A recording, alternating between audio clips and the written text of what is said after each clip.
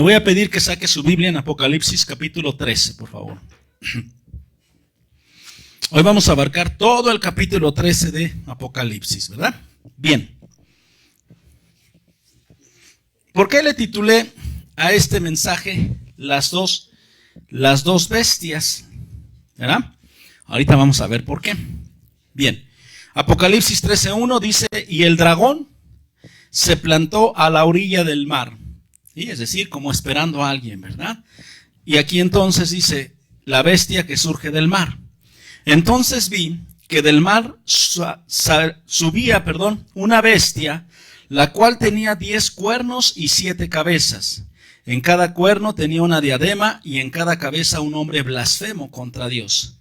La bestia parecía un leopardo, pero tenía patas como de oso y fauces como de león. El dragón le confirió a la bestia su poder, su trono y gran autoridad. Una de las cabezas de la bestia parecía haber sufrido una herida mortal, pero esa herida ya había sido sanada.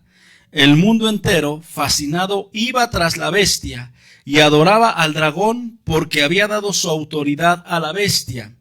También adoraba a la bestia y decía: ¿quién como la bestia? ¿Quién puede combatirla? A la bestia se le permitió hablar con arrogancia y proferir blasfemias contra Dios, y se le confirió autoridad para actuar durante 42 meses. Abrió la boca para blasfemar contra Dios, para maldecir su nombre y su morada y a los que viven en el cielo. También se le permitió hacer la guerra a los santos y vencerlos, y se le dio autoridad sobre toda raza, pueblo, lengua y nación. A la bestia la adoraban los habitantes de la tierra, aquellos cuyos nombres no han sido escritos en el libro de la vida, el libro del Cordero que fue sacrificado desde la creación del mundo.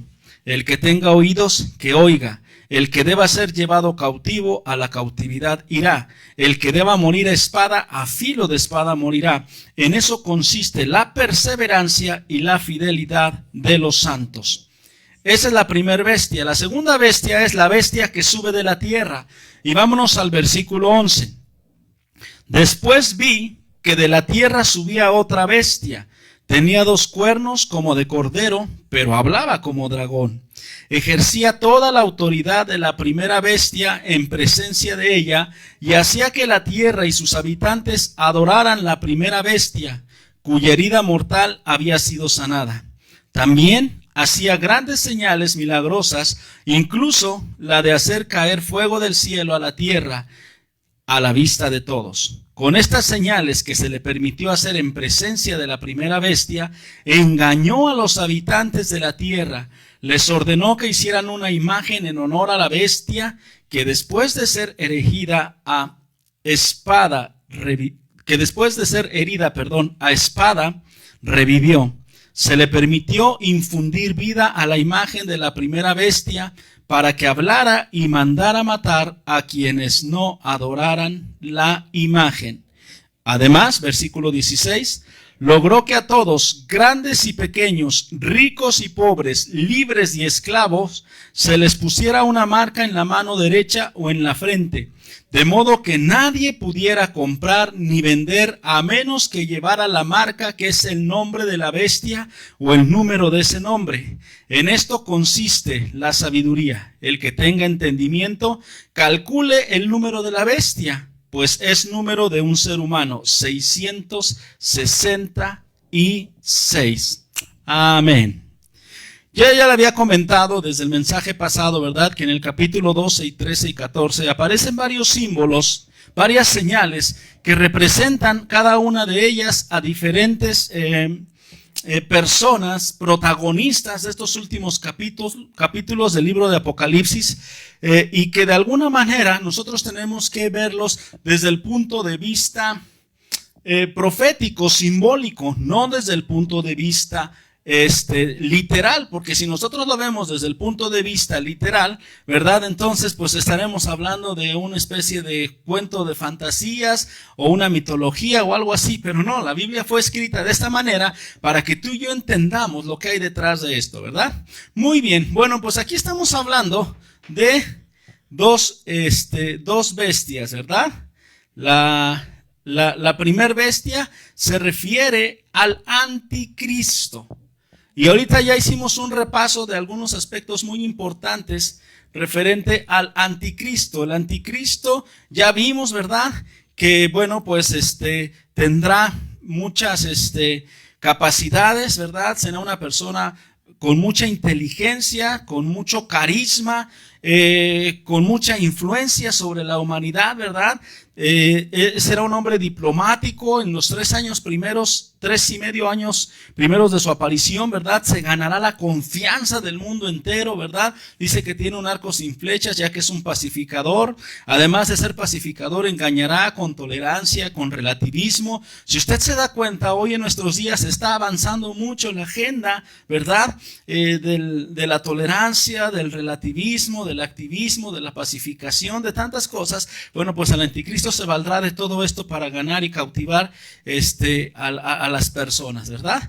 Aquí también ya vimos el número de la bestia en este capítulo, que es el 666, ¿verdad? Dice que este número de la bestia representa, el 6 representa al hombre, el 3 representa la divinidad, ¿verdad? Nosotros tenemos un Dios trino, ¿verdad? Dios Padre, Dios Hijo y Dios Espíritu Santo. Y también estamos viendo aquí la Trinidad diabólica. Satanás, que es la serpiente antigua, que es el dragón. El anticristo, que es la bestia que sube del mar. Y el falso profeta, que es la bestia que surge de la tierra. Entonces, ahí también tenemos esa trilogía. Ahora, algo bien interesante, ¿verdad? Acerca de la marca, dice que en esos tiempos todas las personas serán marcadas con el número de la bestia, ¿verdad? Hoy nosotros entendemos que ese número, de acuerdo a nuestra tecnología, será un chip que se insertará en todas las personas, sin el cual no podrán comprar, ni podrán vender, ni hacer ninguna transacción. ¿De acuerdo? Bien, entonces es esa trinidad diabólica que estaba en Apocalipsis 13, aquí la vemos bien. Está el dragón, que es la serpiente antigua, es Satanás. Está el anticristo, que es la primer bestia, que es la cual vamos a hablar ahorita. Y está también el falso profeta, que es la que vamos a hablar en la segunda parte de nuestro mensaje. Así que como primer punto, vamos a hablar acerca del anticristo. Punto número 1, el anticristo. Acompáñenme de nuevo a Apocalipsis 13:1, donde nos dice que, y el dragón se plantó a la orilla del mar. Y dice, y entonces vi que del mar subía una bestia, la cual tenía 10 cuernos y 7 cabezas. En cada cuerno tenía una diadema y en cada cabeza un nombre blasfemo contra Dios. Lo primero que tenemos que ver de esta bestia, que es el anticristo, que surge del mar. El mar es el lugar donde surge esta bestia. ¿Qué significa el mar en la Biblia? El mar es un símbolo adecuado de la humanidad agitada, no regenerada. Todos aquellos que no han nacido de nuevo. Apocalipsis 51:20, Isaías 51:20 nos dice de la siguiente manera: pero los malvados son como el mar agitado, que no puede calmarse, cuyas olas arrojan fango y lodo, ¿verdad? Entonces, los malvados, ¿verdad? De ahí surge esa maldad desde el punto de vista, escúcheme bien, simbólico, no literal, ¿verdad? Nosotros vamos a ver el mar y el mar pues está bonito, está hermoso, ¿verdad? Pero aquí dice Isaías, pero los malvados son del mar agitado, que no puede calmarse, ¿sí? Entonces, una característica de la humanidad no regenerada, no nacida de nuevo, es la inestabilidad. Las personas que no tienen a Cristo, escúcheme bien, son inestables en su matrimonio, inestables en su trabajo, inestables en sus proyectos, inestables en muchas cosas, ¿verdad? La estabilidad y la paz solo nos las puede dar Dios, ¿verdad? Y en contraste con, como dice aquí la palabra de Dios, en contraste con los inestables, ¿verdad?, con los ambiguos, con todas esas personas, nosotros tenemos aquellos que confían en Dios. Y mire, yo le voy a leer rápidamente el Salmo 1 para que usted encuentre en Cristo la estabilidad. Dice la palabra de Dios en el Salmo 1: dichoso el hombre que no sigue el consejo de los malvados, ni se detiene en la senda de los pecadores, ni cultiva la amistad de los blasfemos, sino que en la ley del Señor se deleita, y día y noche medita en ella. Es como el árbol plantado a la orilla de un río, que cuando llega su tiempo da fruto y sus hojas jamás se marchitan. Todo cuanto hace prospera. En cambio, los malvados son como paja arrastrada por el viento. Ahí habla de la inestabilidad. Por eso no se sostendrán los malvados en el juicio, ni los pecadores en la asamblea de los justos, porque el Señor cuida el camino de los justos, mas la senda de los malos lleva a la perdición. Entonces, cuando tú y yo nos acercamos a Dios, cuando tú y yo nacemos de nuevo, podemos estar en medio de una tormenta, pero nuestra vida está tranquila. Estamos junto a ese río de agua de vida, ¿verdad? Que ya sabemos que es nuestro Señor Jesucristo, ¿sí? Entonces también el mar se relaciona con el abismo y los poderes demoníacos que se rebelan contra Dios. Isaías 27:1 nos habla acerca también de ese simbolismo, y vuelvo a insistir, simbolismo. Dice, en aquel día el Señor castigará a Leviatán, y lo veíamos en el mensaje pasado, la serpiente huidiza, a Leviatán la serpiente tortuosa, con su espada violenta, grande y poderosa, matará al dragón, que está ¿en dónde? En el mar, ¿verdad? Entonces, ¿dónde está el dragón? En el mar. ¿Dónde fue visto Leviatán cuando los israelitas salían en seco? En el mar. Entonces, de ahí del mar es un simbolismo de donde viene el enemigo, de donde tiene su guarida, ¿verdad? Bien, ahora, las dos bestias son símbolo de reyes, las bestias son símbolo de reyes o gobernantes o gobiernos, ¿verdad? Las bestias significan o representan, no literalmente las bestias. Usted no espere a ver las bestias salir del mar. Esto no va a suceder literalmente. Lo que la Biblia nos está hablando de simbolismos, nos está hablando de cosas que nosotros veremos y que tendrán las características espirituales, más no materiales. Apocalipsis 13:1 nos dice, entonces vi que del mar, ¿de dónde? Del mar subía una bestia. Y aquí dice, tenía 10 cuernos y 7 cabezas. Estas bestias significan reinos. En cada cuerno tenía una diadema y en cada cabeza un nombre blasfemo contra Dios. Entonces las bestias son reinos, y esto nos lo dice la Biblia en Daniel. Vamos a Daniel capítulo 7, que fue un libro que junto con Apocalipsis son dos libros que se deben de estudiar de manera conjunta. No podemos separar Apocalipsis de Daniel ni Daniel de Apocalipsis. Ambos libros se complementan. Entonces vamos rápido a Daniel capítulo 7 y vamos a ver el verso 4, y dice así.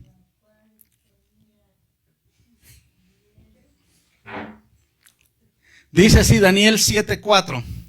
La primera de ellas se parecía a un león, pero sus alas eran las de un águila, y está hablando de las bestias. Mientras yo la observaba, le arrancaron las alas, la levantaron del suelo y la obligaron a pararse sobre sus patas traseras como si fuera un hombre, y se le dio un corazón humano. 5. La segunda bestia que vi se parecía a un oso. Se levantaba sobre uno de sus costados y entre sus fauces tenía 3 costillas. A esta bestia se le dijo, levántate y come carne hasta que te hartes. 6. Ante mis propios ojos vi aparecer otra bestia, la cual se parecía a un leopardo, aunque en el lomo tenía 4 alas como las de un ave. Esta bestia tenía 4 cabezas y recibió autoridad para gobernar. 7. Después de esto, en mis visiones nocturnas vi ante mí una cuarta bestia, la cual era extremadamente horrible y poseía una fuerza descomunal. Con sus grandes colmillos de hierro aplastaba y devoraba a sus víctimas para luego pisotear los restos. Tenía 10 cuernos y no se parecía en nada a las otras 4 bestias. Entonces, cuando Daniel está hablando de las bestias, está hablando de reinos, está hablando de gobernantes, está hablando de imperios, ¿verdad? La primera bestia fue el imperio de Babilonia, la segunda bestia fue el imperio medo-persa, la tercera bestia fue el imperio griego, y la cuarta bestia fue el imperio romano. En estos tiempos, como ya vimos, el anticristo resurgirá de la cuarta bestia, y ya vimos que el imperio romano se volverá a resurgir. Será una especie de potencia de varias naciones, todo lo que es Europa y lo que es Medio Oriente. Ahora, hablemos de esta cuarta bestia, de la cual habla que tenía un poder descomunal y que tenía un poder destructor y que hacía muchas cosas tremendas. Vamos a Daniel 7:23, donde nos dice, esta fue la explicación que me dio el venerable anciano. La cuarta bestia es un cuarto reino, le digo que las bestias son reinos, que surgirá en este mundo. Será diferente a los otros reinos, devorará a toda la tierra, la aplastará y la pisoteará.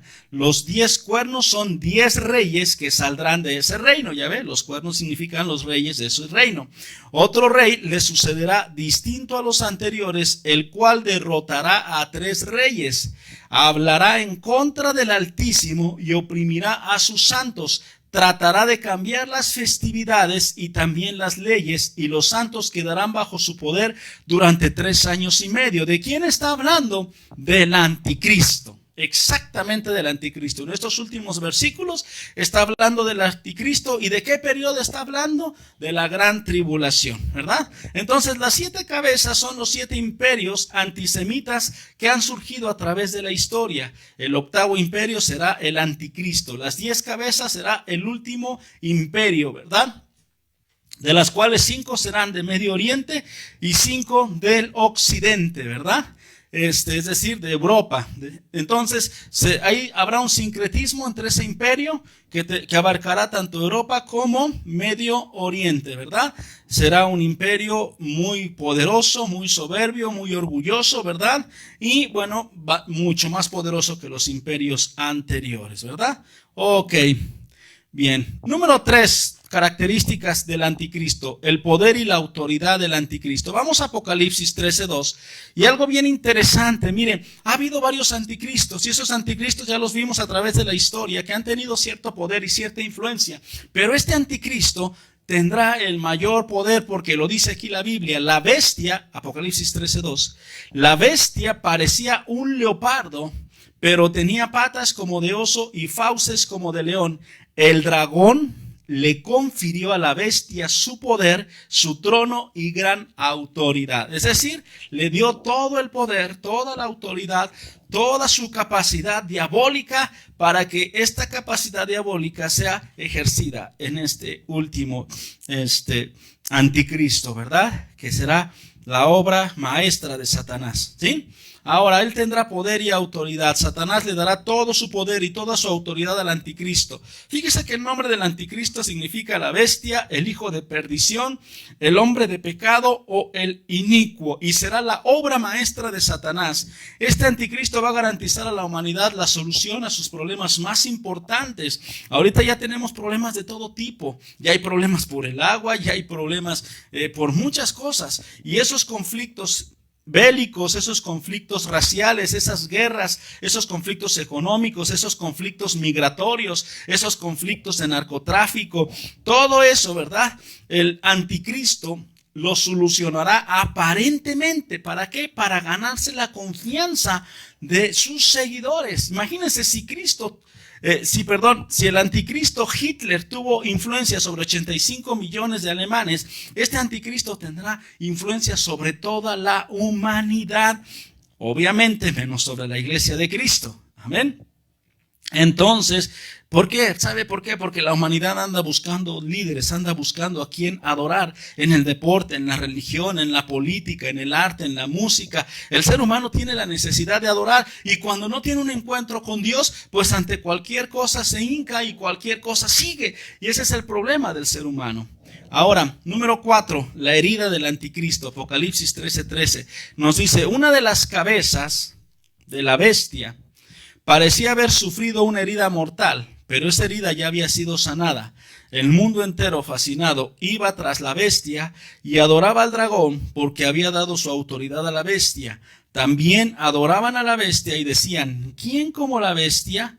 ¿Quién podrá combatirla? Fíjese que el propósito de esta herida o de esta especie de caída del anticristo será para que puedan ver un milagro. Y en ese milagro la gente pueda confiar en el anticristo. Los milagros, hermano, muchas veces son motivos para distraer la adoración de las personas, ¿sí?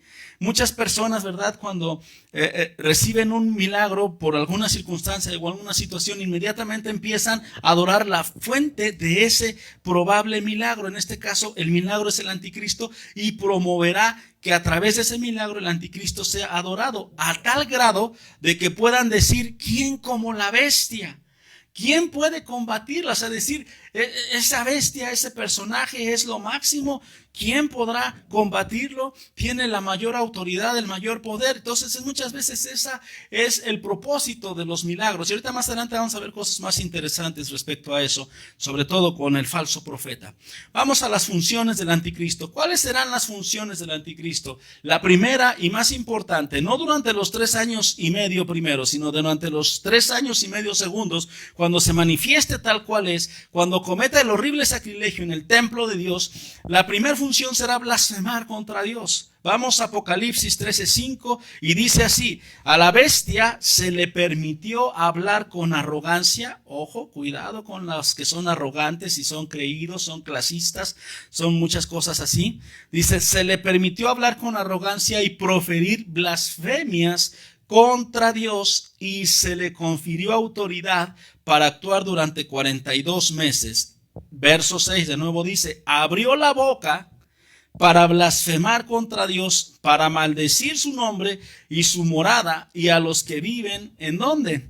En el cielo. Entonces el anticristo es un enemigo acérrimo de Dios, un enemigo que va a proferir blasfemas. Entre una de las blasfemas que va a proferir es que Él es muy superior a Dios, que Él es el Todopoderoso. Va a tratar de tomar, ¿verdad?, esa ambición que siempre el dragón y Satanás quiso tener, la adoración y la atención de la humanidad, ¿verdad? Número 2, tendrá autoridad para actuar durante 3 años y medio. Lo acabamos de ver en ese mismo pasaje.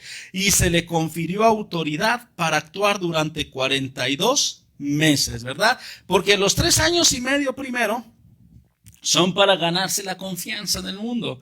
Y los 3 años y medio segundos de la gran tribulación es cuando va a actuar, ¿verdad? Ese es el periodo que se le va a dar de actuación. ¿Qué va a hacer durante ese periodo? Escúcheme bien lo que va a hacer. Peleará contra los santos y los vencerá, que esa es su tercera función. Apocalipsis 13:7 dice, también se le permitió hacer guerra a los santos y vencerlos, y se le dio autoridad sobre toda raza, pueblo, lengua y nación, ¿verdad? Entonces aquí este es uno de los pasajes por los cuales yo tengo mi teoría de que los santos, pues, ¿quiénes son los santos? Los que hemos sido lavados y comprados con la sangre del Cordero. El anticristo hará guerra en contra de los santos, hará persecución y los vencerá. Y ahorita más adelante vamos a ver de qué se trata eso de vencerlos, si no es más otra cosa que matarlos.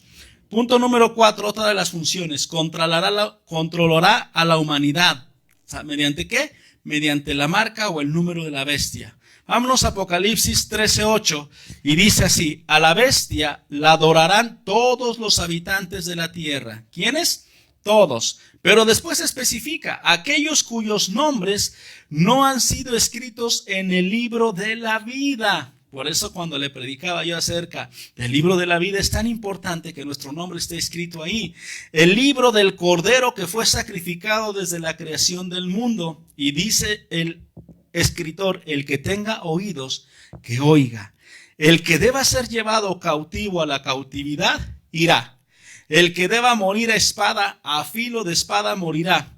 En esto consiste en la perseverancia y la fidelidad de quien no vuelve a decir, de los santos. ¿A quién está escribiendo? A la iglesia. Entonces todos van a adorar excepto ¿quién? Excepto la iglesia. Porque la iglesia al no adorar, esto sucederá como en el antiguo imperio romano, cuando la iglesia primogénita no le decía Kyrios al César, entonces estaba firmando su sentencia de muerte. Nuestros hermanos en Cristo, los primogénitos de la iglesia de Cristo, dice que murieron en los circos romanos, devorados por los leones, que los ponían como antorchas humanas para que pasara el emperador y pasaran sus funcionarios. Fueron cosas atroces las que vivieron. El anticristo también desatará una persecución tremenda contra la iglesia. Y por eso es que aquí dice, el que deba ser llevado cautivo, a la cautividad irá. Podemos ser presos. El que deba morir a espada, a filo de espada morirá. Y en esto precisamente consiste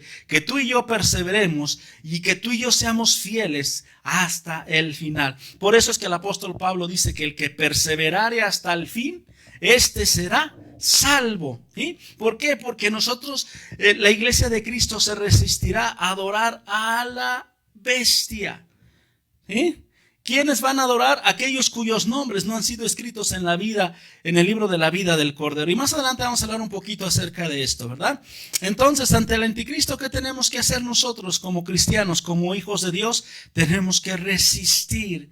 No podemos adorar ni podemos dejarnos marcar por el número de la bestia. Más adelante lo vamos a ver. Pero aquí vamos a ver que nosotros debemos resistirnos. Si tenemos que ser llevados a cárcel, seremos llevados a cárcel. Si tenemos que ser pasados por espada, tendremos que ser pasados por espada. Mateo 10:28, mira lo que dice, así lo que dice nuestro Señor Jesucristo, le dijo a sus discípulos: no teman a los que matan el cuerpo, pero no pueden matar el alma. Teman más bien a aquel que puede destruir el alma y el cuerpo. ¿En dónde? En el infierno. Nosotros no tenemos por qué temer. Nosotros tenemos que mantenernos firmes y, si es posible, hasta la muerte. ¿Sabes por qué? Porque precisamente en eso consiste la perseverancia y la fidelidad de los santos. Si tú eres fiel a Dios, serás fiel hasta la muerte. Si tú no eres fiel a Dios, no serás fiel aunque te maten. ¿Sí me explico?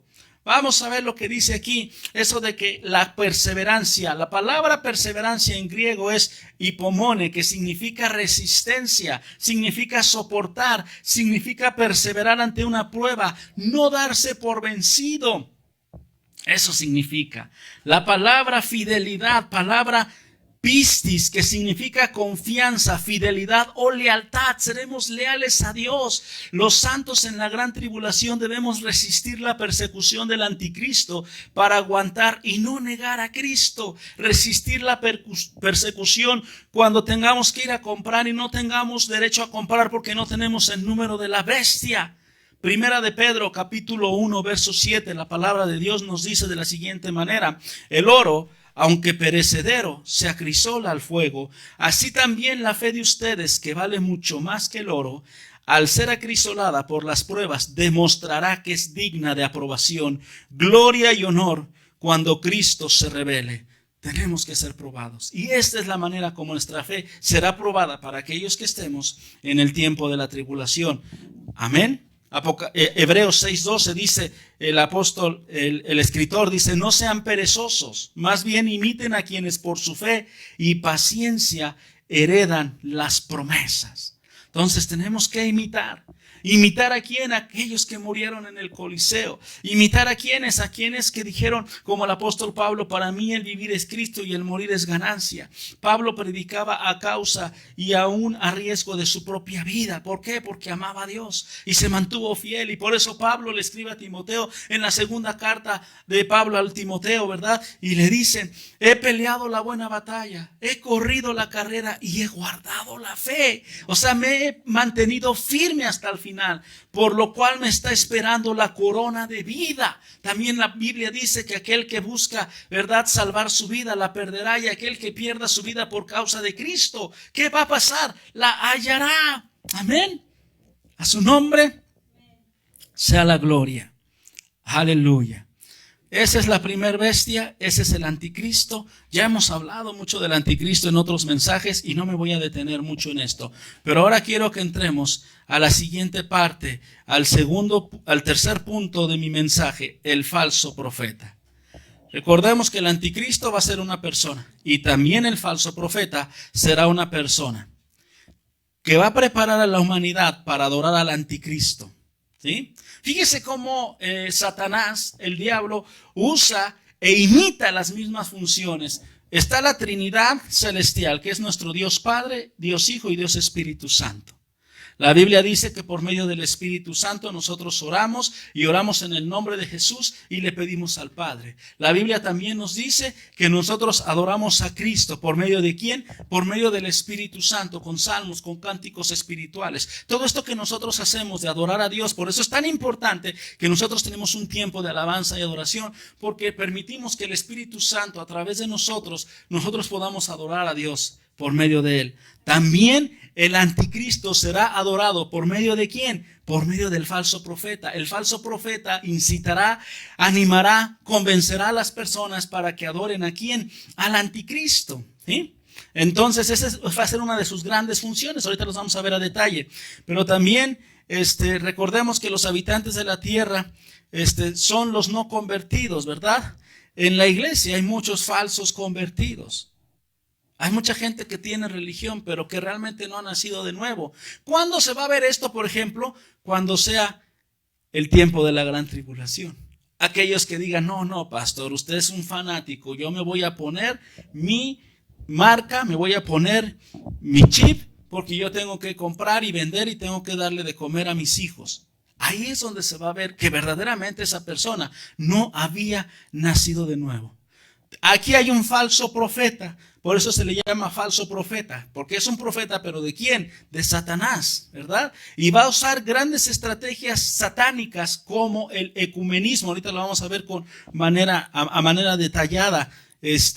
Desde las religiones, hará que las religiones se unan en una sola, ¿verdad? Y que esa religión, el hecho de que ahorita ya muchas religiones se están uniendo, está teniendo mucho avance el ecumenismo. ¿Para qué crees que es?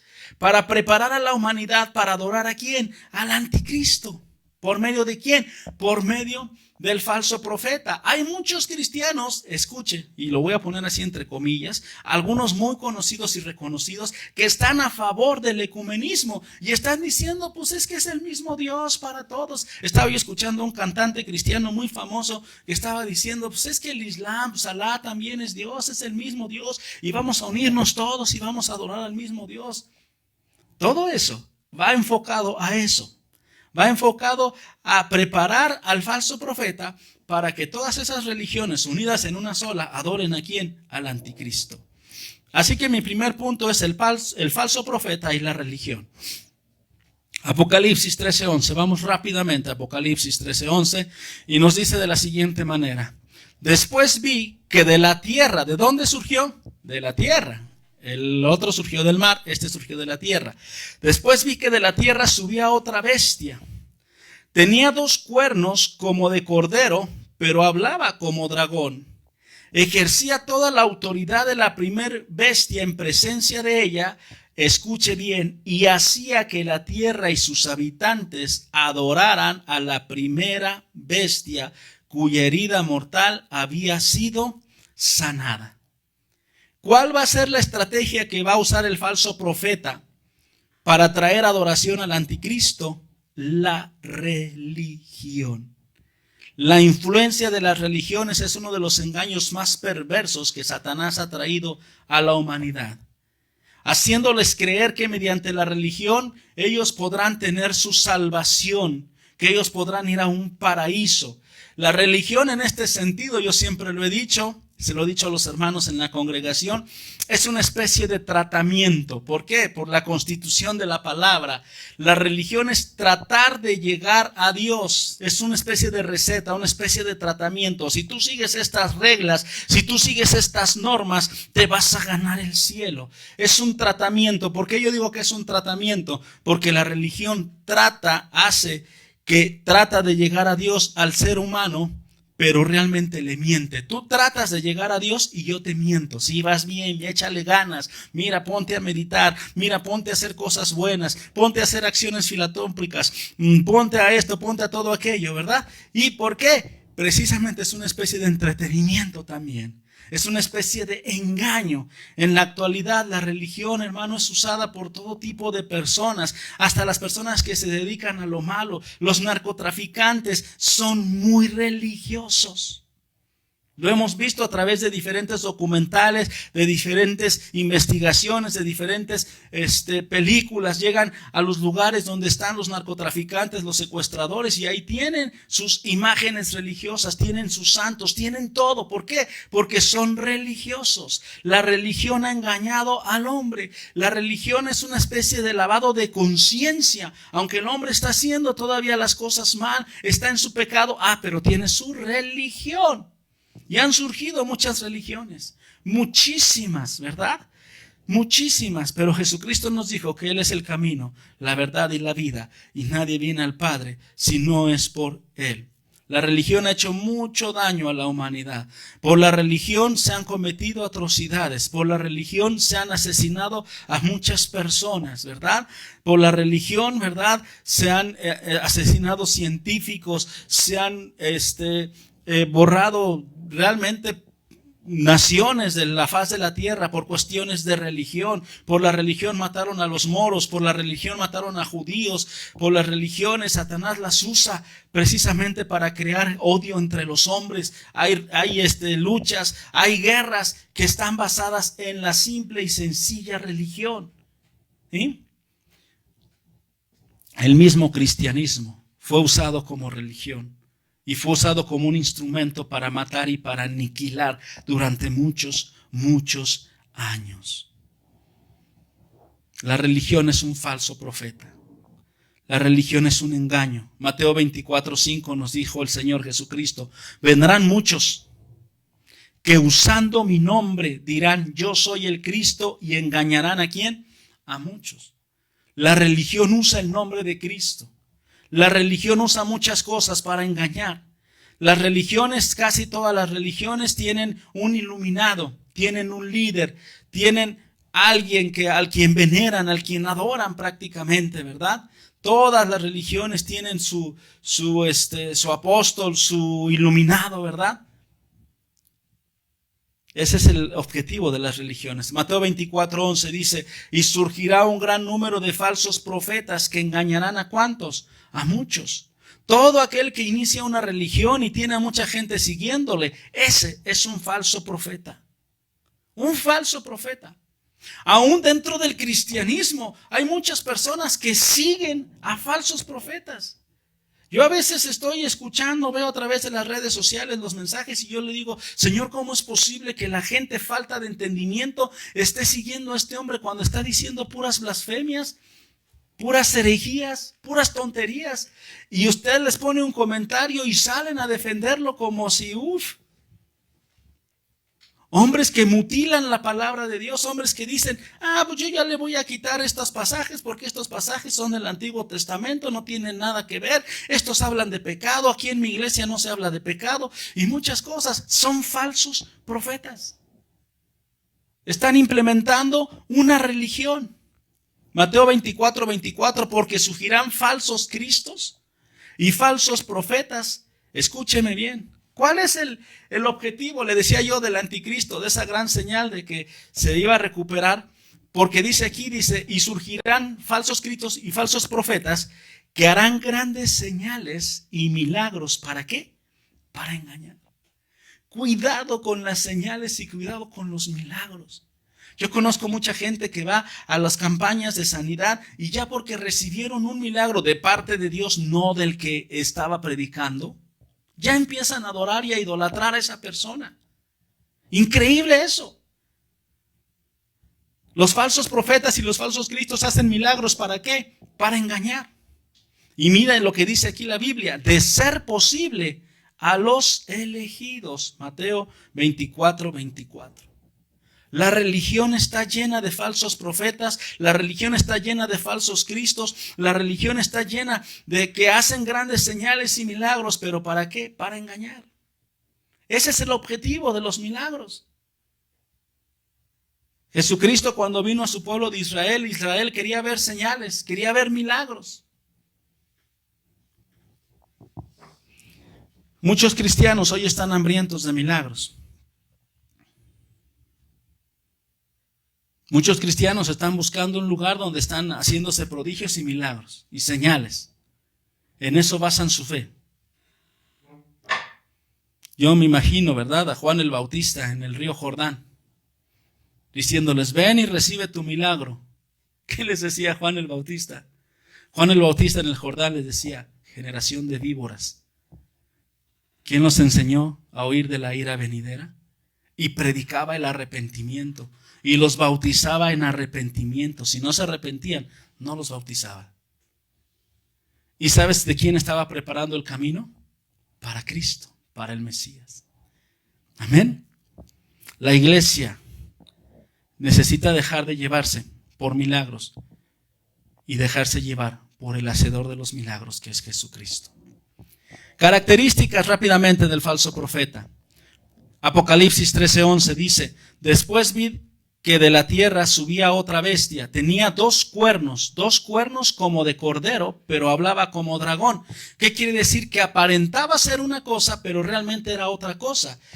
aparentaba ser un tierno corderito, pero lo que verdaderamente era un dragón, porque tenía aquí en el espíritu de Satanás.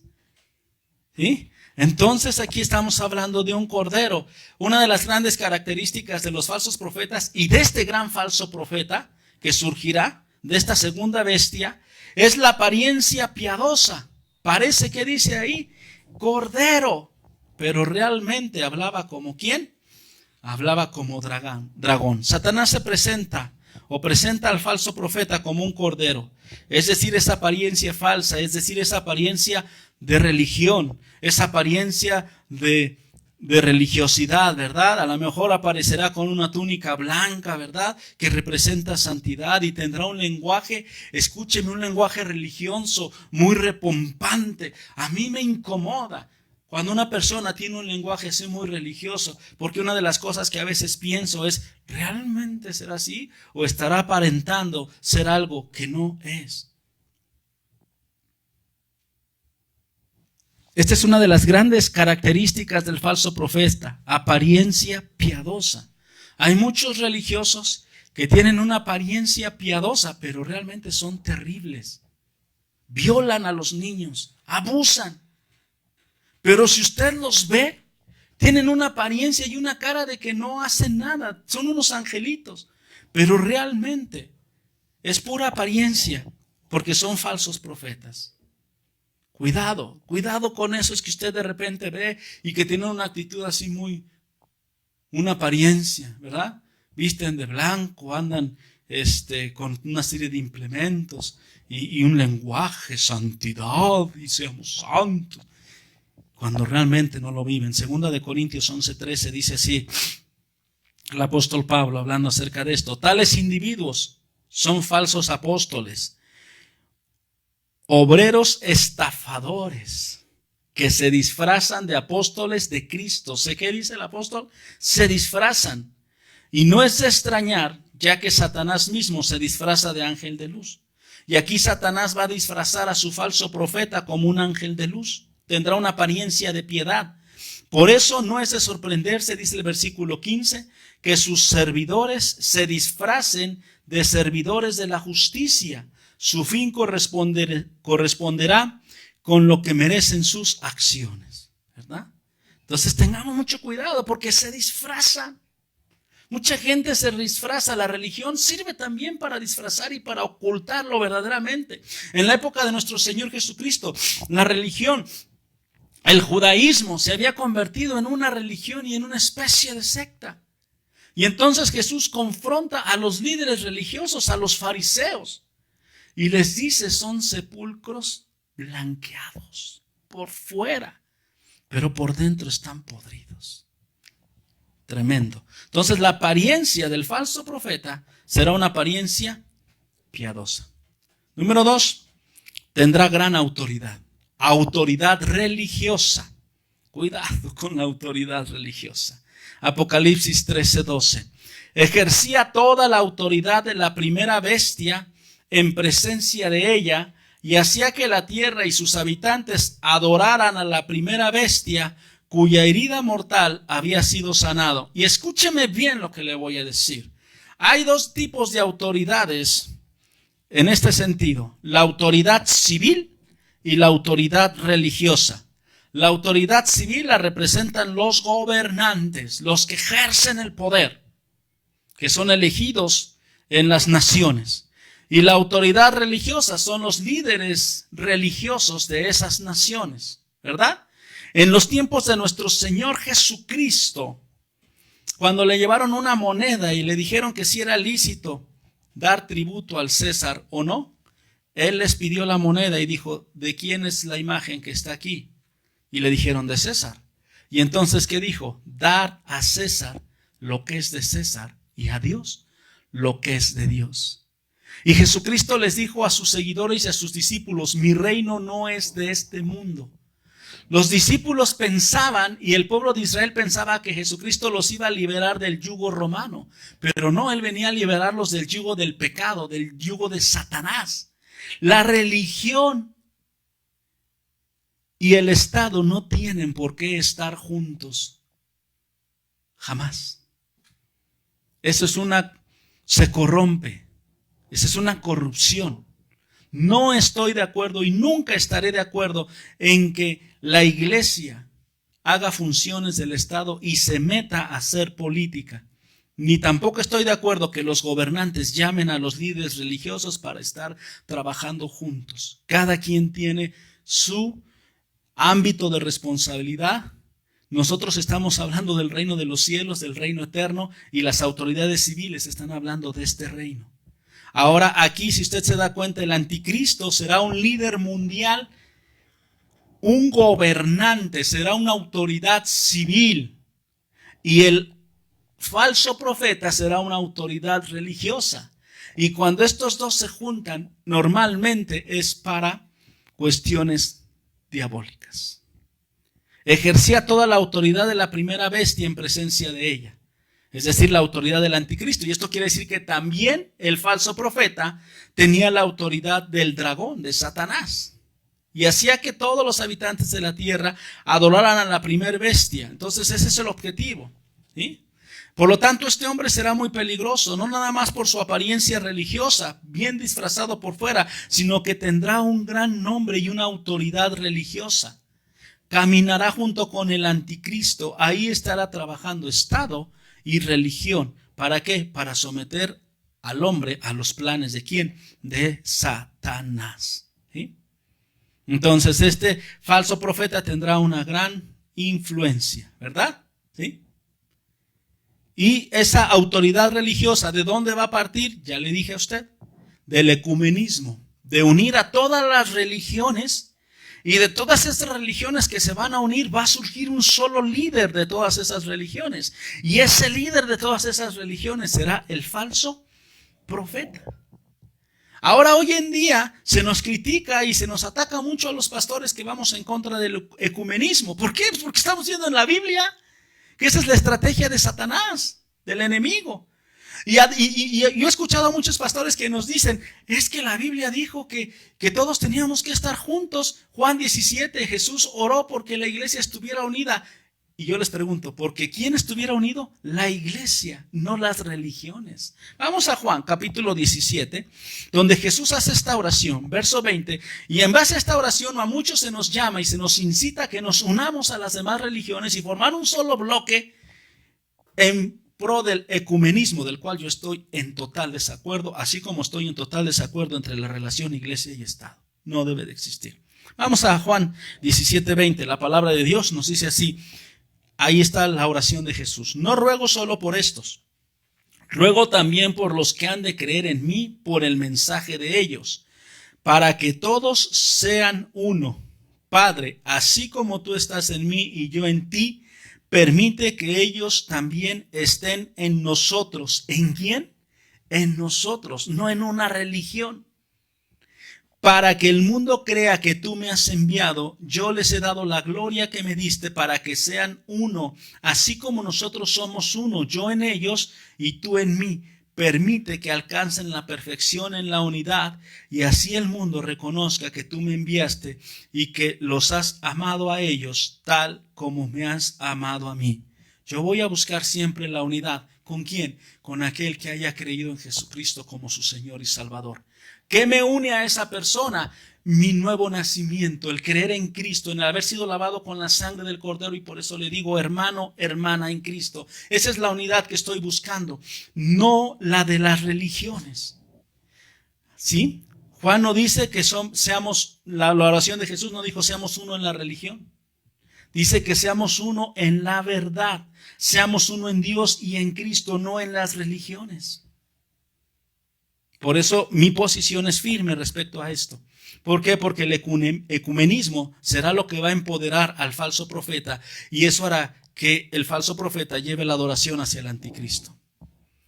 No somos intolerantes. Yo defiendo mi fe y defiendo la sana doctrina. Miren lo que dice Judas capítulo 1 verso 3. Dice, queridos hermanos, he deseado intensamente escribirles acerca de la salvación que tenemos en común. ¿Qué tenemos en común? La salvación, no la religión. Aquí no le dice Judas, quiero hablarles acerca de la religión que tenemos en común. Lo que tenemos en común es la salvación. Y ahora siento la necesidad de hacerlo para rogarles que sigan luchando vigorosamente por la fe, encomendada una vez por todas a los santos. Nosotros somos los santos. Versículo 4. El problema, y es el problema que también tenemos en nuestro tiempo, es que se han infiltrado entre ustedes ciertos individuos que desde hace mucho tiempo han estado enseñando para condenación. Son impíos que cambian en libertinaje la gracia de nuestro Dios y niegan a Jesucristo, nuestro único y soberano Señor. Amén. Entonces, déjame decirte una de las cosas. El ecumenismo busca restarle importancia a Jesucristo. Para que haya ecumenismo, yo tengo que aceptar que Buda es Dios también y que está al nivel de Jesucristo. Que Alá, tengo que aceptar que todos los demás dioses que son dioses falsos son como Jesucristo. Y me llama la atención porque, le digo, escuché de un cantante cristiano que decía, es que todos los caminos llevan a Dios y yo lo que estoy buscando son las coincidencias y la tolerancia y que todos seamos uno mismo. Y después entrevistaron a otro cantante, que es cantante, pero es cantante secular, ¿verdad? Se llama Ricardo Montaner. Y le decían, oye, y bueno, ¿tú qué opinas con respecto a los otros dioses y a este movimiento de pacificación y de unidad y de ecumenismo que se está buscando? Y él dice, mire, para empezar, para mí solo Jesucristo es Dios. Él es mi Señor, Él es mi Salvador. Él murió en la cruz, Él resucitó y Él está sentado a la diestra del Padre. El profeta Mahoma está en su tumba, Buda está en su tumba, todos ellos están muertos, fueron falsos dioses. Y la persona que lo estaba entrevistando, pues obviamente luego lo tildó de intolerante. Pero yo lo tildé de un hombre que ama a Cristo y que tiene sus convicciones bien firmes. No nos unen las religiones, nos unen la verdad. No podemos andar de acuerdo con otros, no podemos andar de acuerdo con otras religiones. Muchos líderes están cayendo en esa trampa. Los gobiernos y las religiones más poderosas están promoviendo esta unión, ¿verdad? Todos en una sola religión. Los católicos, los ortodoxos, los judíos, los cristianos, los musulmanes, los budistas, todos los caminos llevan a Roma, dicen ellos, ¿verdad? La influencia de las religiones es uno de los engaños más perversos que Satanás está trayendo a la humanidad. Está haciendo creer que mediante esa unidad la humanidad tendrá paz y tendrá reconciliación y tendrá muchas cosas. Nosotros creemos en un solo camino. Juan 14:6, lo puse ahí para terminar y cerrar este punto. Jesús dijo, yo soy el camino, la verdad y la vida. Le contestó Jesús, y nadie llega al Padre si no es por mí. No son muchos los caminos, es un solo camino, y ninguno de esos caminos es la religión. El camino es Cristo. Amén. Número 3, cuáles serán las funciones del falso profeta? Bueno, dice en el versículo 13, Apocalipsis 13:13, también hacía grandes señales milagrosas, incluso de hacer caer fuego del cielo a la tierra a la vista de todos. Con estas señales que se le permitió hacer en presencia de la primera bestia, en presencia del anticristo, le digo que van a andar juntitos, engañó a los habitantes de la tierra. Les ordenó que hicieran una imagen en honor a la bestia que después de ser herida a espada revivió. Y aquí viene la idolatría. Otro de los componentes importantes de la religión es la idolatría. El verso 15, se le permitió infundir vida a la imagen de la primera bestia para que hablara y mandara matar a quienes no adoraran la imagen. ¿Va a haber alguien que no va a adorar a la imagen? Claro, la iglesia, que esté. Además logró que a todos, grandes y pequeños, ricos y pobres, libres y esclavos, se les pusiera una marca en la mano derecha o en la frente, de modo que nadie pudiera comprar ni vender a menos que llevara la marca, que es el nombre de la bestia o el número de ese nombre. En estos pasajes vemos rápidamente las funciones de este falso profeta. Realizar señales milagrosas. ¿Para qué? Para engañar a los habitantes de la tierra. La religión, su propósito es engañar.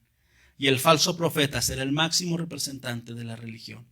Y una vez que ha engañado, y una vez que ha mostrado los señales, los prodigios y los milagros, para que una imagen sea adorada, primero tiene que haber mostrado su poder. Y aquí, como esta imagen cobra vida y mata a todos aquellos que no adoran a la bestia, entonces aquí es donde viene otra de las funciones principales del falso profeta: fomentar la idolatría y la adoración al anticristo. Otra de sus grandes funciones es marcar a la humanidad con el número de la bestia, de tal manera, como acabamos de leer, que no puedan nadie comprar ni vender a menos que lleven esa marca, y entonces con eso acorralar a los escogidos. ¿Hasta dónde? Hasta la muerte. Y por eso es que en el pasaje anterior nos dice el escritor: si alguien tiene que ir, tiene que ser cautivo, cautivo será. Si alguien tiene que morir, morirá, pero no nos dejaremos marcar. El falso profeta ejerce la autoridad del anticristo, en la misma autoridad que el dragón le dio al anticristo. Ese líder religioso mundial va a tener la autoridad satánica, los poderes más grandes, inclusive que el anticristo. El anticristo tendrá un gran poder en la mente, un poder militar, económico, político, y todo eso es muy brillante. Pero el poder religioso lo tendrá el falso profeta. ¿Por qué? Porque él doblegará a la gente para que adoren al anticristo y hará que a todos se les marque con el número de la bestia. Esto no lo va a lograr el anticristo. ¿Quién lo va a lograr? El falso profeta. Y como acabamos de leer, levantará una imagen que infundirá aliento para que esa imagen cobre vida. Y esa palabra que se utiliza aquí, la palabra imagen, es la palabra eikon, que significa parecido, remembranza, representación de algo o alguien. ¿Sí? Entonces será representación de quién, del mismo Satanás, esa imagen. El falso profeta mandará acuñar esa imagen y muy probablemente también haga muchas réplicas de esa imagen y sean distribuidas entre la humanidad. ¿Sí? Y a través de esa imagen controlará a toda la humanidad. ¿Sí? Apocalipsis 9:20 ya habíamos visto que nos hablaba de la idolatría en los últimos días. Está hablando precisamente de esta idolatría. Dice: el resto de la humanidad, los que no murieron a causa de estas plagas, ¿se acuerda? Tampoco se arrepintieron de sus malas acciones, ni dejaron de adorar a los demonios y a los ídolos de oro, plata y bronce, piedra, madera, los cuales no pueden ver, ni oír, ni caminar. Pero esta imagen que levantará el anticristo sí cobrará vida. Y eso es lo que hará que ante esa señal mucha gente adore a la bestia. ¿Sí? Adore a la bestia. Es algo serio la idolatría. La idolatría es algo que el enemigo siempre ha fomentado en todas las culturas. Todas las culturas de la tierra tienen idolatría. Nuestros antepasados aquí en México adoraban al sol, adoraban a la luna, tenían sus dioses de cada uno de los elementos de la creación de Dios. Y adoraban, fíjese, a la creación de Dios en lugar de adorar al Creador. Y esto de la idolatría es algo serio. La adoración a los ídolos está relacionado con los demonios. Y estamos viendo aquí claramente que la idolatría será usada para llevar cautiva a la humanidad a la adoración ¿de quién? Del anticristo. Y nosotros tenemos que tener cuidado. Pablo nos los dice, 1 Corintios 10:19. Dice: ¿qué quiero decir con esta comparación? Que el sacrificio que los gentiles ofrecen a los ídolos sea algo, o que el ídolo mismo sea algo. No. Sino que cuando ellos ofrecen sacrificios, lo hacen para los demonios, no para Dios. Ninguna imagen, ninguna cosa ni semejanza nosotros debemos adorar, como Dios lo estableció desde el Éxodo capítulo 20. Y luego dice Pablo aquí: y no quiero que ustedes entren en comunión con los demonios, porque entrar a la idolatría es entrar en comunión con los demonios. La idolatría hará que la gente adore a la bestia por medio de la adoración al anticristo. Y luego dice el versículo 21: no pueden beber de la copa del Señor y también de la copa de los demonios. No podemos nosotros tener ningún tipo de idolatría. No pueden participar de la mesa del Señor y también de la mesa de los demonios. Nosotros hace 8 días celebramos la Santa Cena. Los que creemos en Cristo, cuando tenemos esta Santa Cena, estamos teniendo comunión con nuestro Padre. Jesús le dijo a sus discípulos: cuánto he anhelado estar con ustedes. Verso 22, ¿o vamos a provocar a celos al Señor? ¿Somos acaso más fuertes que Él? Y entonces estos pasajes, hermano, nos convocan a no participar de ritos religiosos. Ya le digo que la religión será el arma estratégica que usará el falso profeta para generar la adoración al anticristo. No seamos partícipes de ningún tipo de rito religioso. Ahora ya entre los cristianos también hay ritos religiosos. Que si el agua del Jordán, que si la astilla de la cruz de Cristo, que si todas esas cosas son idolatrías. No se meta usted en nada místico. Todo lo que viene en la Biblia es lo único que nosotros tenemos que seguir y hacer.